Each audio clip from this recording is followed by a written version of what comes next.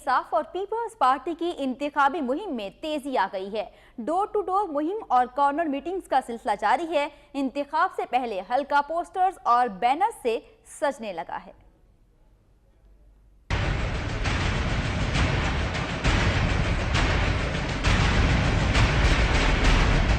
हल्का N120 में ज़िमनी इंतखाब के लिए इंतखाबी मुहिम भरपूर अंदाज से शुरू कर दी गई। मुस्लिम लीग नून और तहरीक-ए इंसाफ के दरमियान इलेक्शन से पहले ही तगड़ा मुकाबला शुरू हो गया। हल्के में लीगी उम्मीदवार कुलसूम नवाज की तस्वीर वाले बैनर्स और बड़ी बड़ी फ्लेक्सीज आवेजा कर दी गई हैं। तहरीक-ए इंसाफ भी पीछे नहीं, पार्टी की जानिब से सियासी हरीफों को टक्कर देने की भरपूर तैयारी की जा रही है। PTI ने भी अपनी उम्मीदवार यास्मीन राशिद के पोस्टर्स और बैनर्स आवेजा कर दिए हैं।